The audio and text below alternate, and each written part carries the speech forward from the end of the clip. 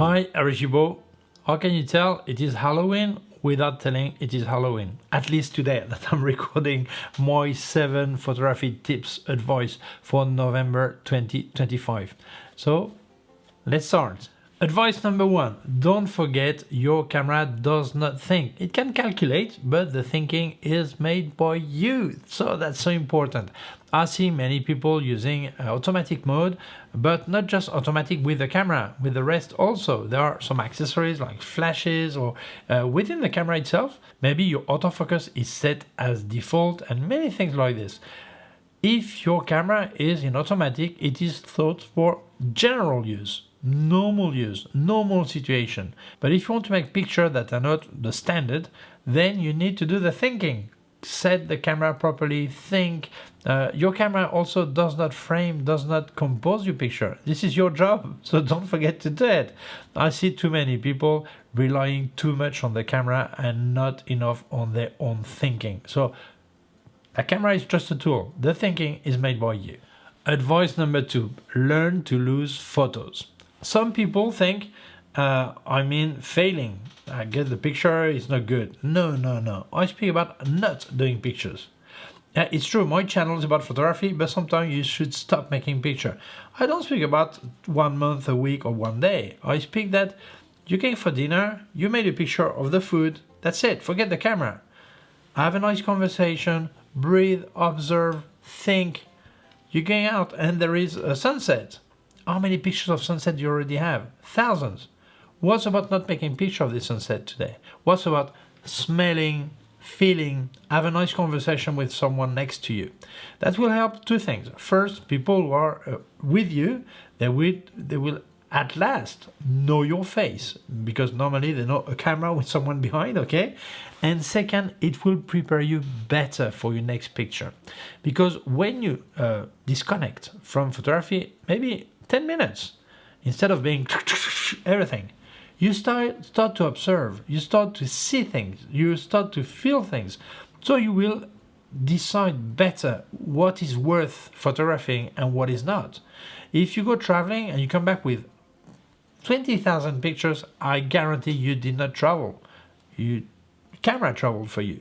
And actually, there are many pictures you don't even know what it is. You can't even remember. Why? Because you were in such urge of making picture instead of looking at things, observing, and deciding, okay, this is a good picture. I make it. Yeah, I carry on. I enjoy life. I enjoy the moment.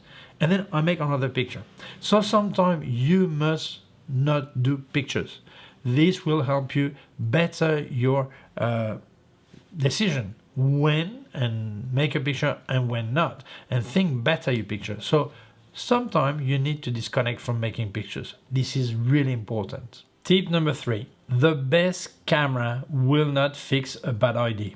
First, the best camera does not exist. If it existed, people who can afford it would all have the same camera. Okay, so it does not exist because there are many wealthy people and they don't all have the same camera. So simply it does not exist. But if it did exist, it will not fix bad ideas, because the idea is you, it's not the camera. A camera will not fix the framing, will not fix the composition, will not fix the ambient light. This is your job to know what's good, what's bad, all this. So I see too many people relying on a camera, and when the picture are no good, they feel that changing the camera is the solution.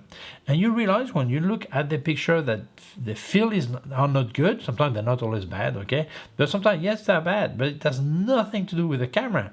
It's not a problem of autofocus, it's not a problem of sharpness, it's not a technical problem. It's a photographer's problem. And the camera will not fix that. Changing cameras will not fix that. You must do your job as a photographer. Now, thinking, framing, composing, deciding on the right moment, all this, and this is your job. The best camera does not do that for you. So don't forget, if you change cameras because you feel your picture will be better, if it's for technical reason, that's possible. But if it's for aesthetic reason or the way your picture are framed and thought, all this, you are the problem. This is the camera that should change photographer. Okay, basically. Advice number 4. Your best lens is consistency. What is that? I see, and I did the same thing. We buy our first camera, we get a kit lens, and a week after we want a second lens, and a month after we want a third lens, all this. But actually we don't know our lenses. The only way to know a lens is to use it on its own. Spend a lot of time on it. Many people think a lens is just a focal length and an aperture. But it's a lot more than this. Contrasty or not? Is it really sharp or not? Or is the out of focus? Are the point of lights, are they round? Are they cat eye? There are many possibilities. And for that you need to spend time to know your lens. Think that someone like Andre Cortez was spending like 3 to 5 years to really know in depth a lens. It's true it was film photography, so it would probably take longer, but still, the situation are not faster whether you're in a digital or film, obviously.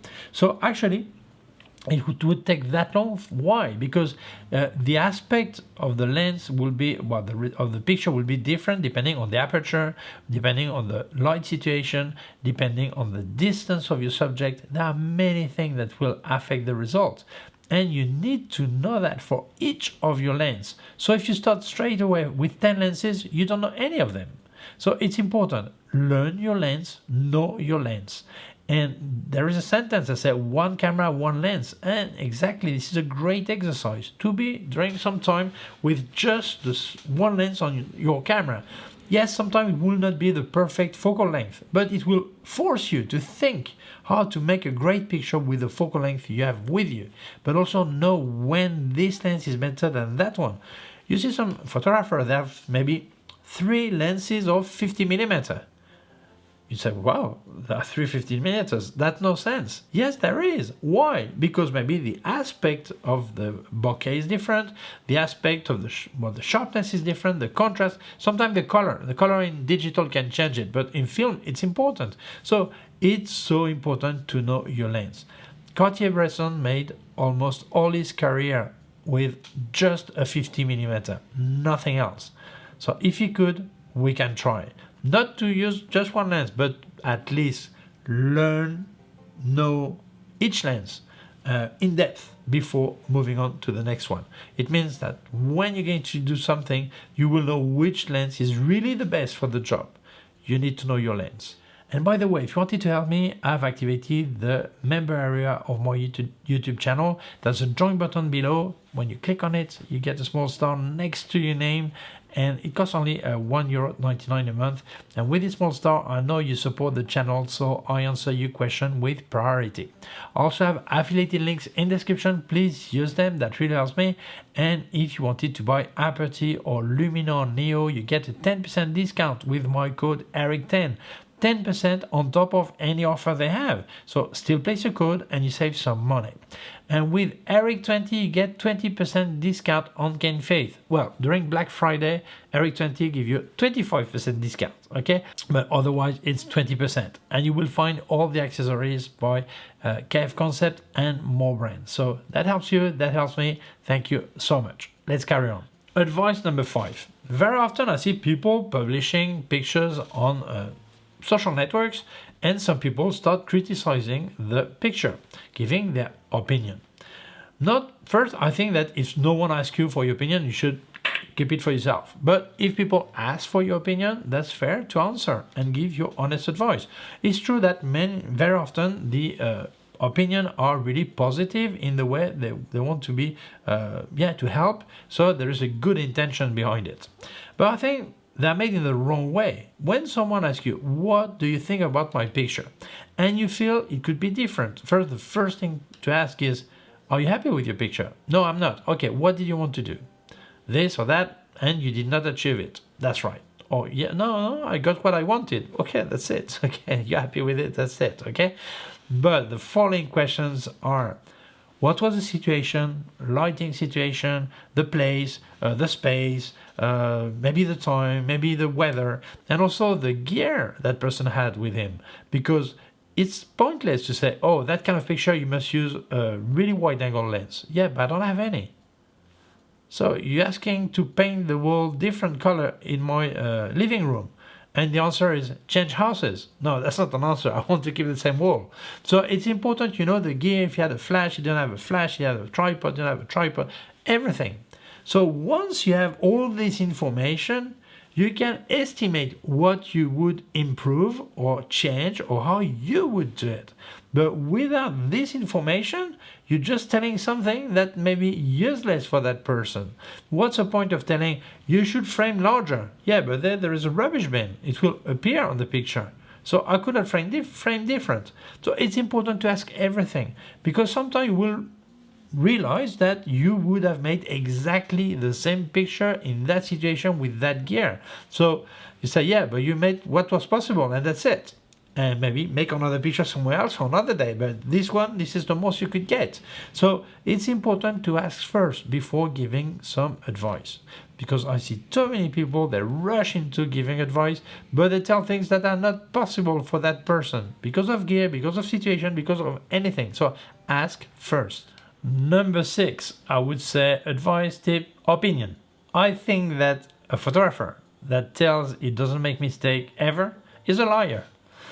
Yes, we all fail things. Yeah, we all do. Sometimes it's not just a failed picture. Some people think that when we say that because we make bad picture, but it can happen. It can be because we miscalculated, or we put the wrong setting, or we just forgot about something because we were with our mind somewhere else. That can happen. But sometimes the mistake or the error is not the picture itself, it's something else.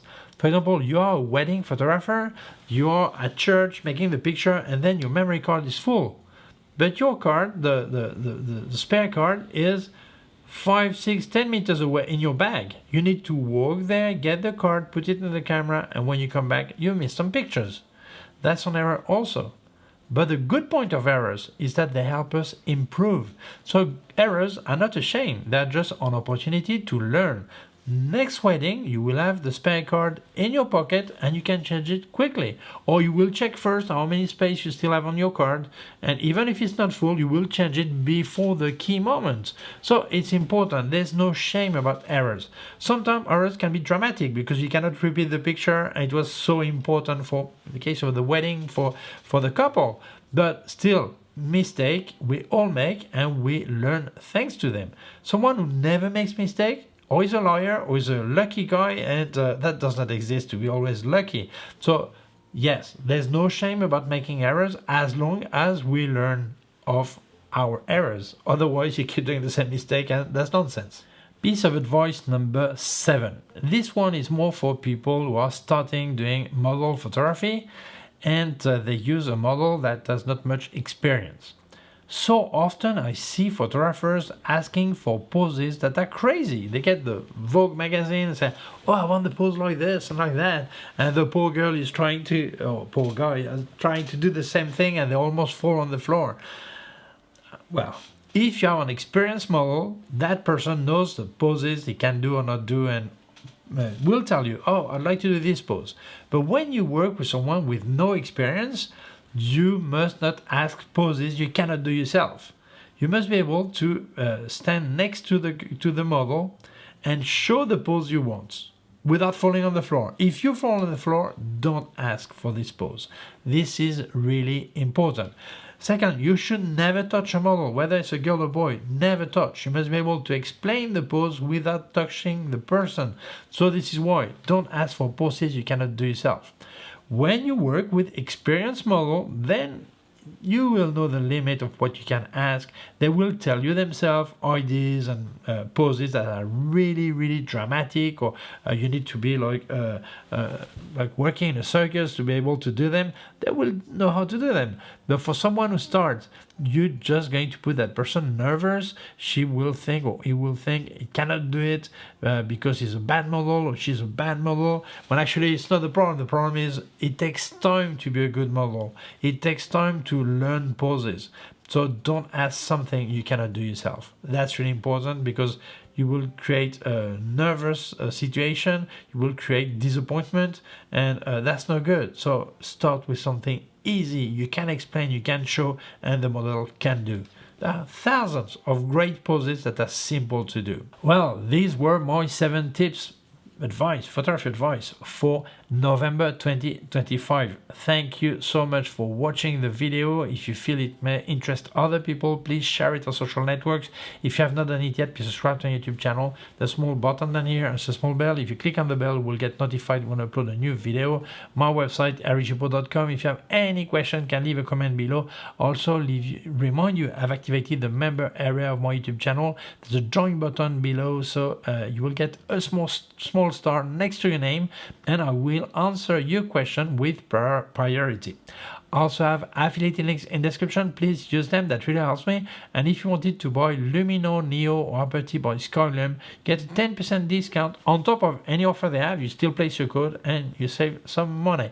And with Eric20, you get 20% discount on K&F website. Well, during Black Friday, it's 25% with the same code, Eric20, okay?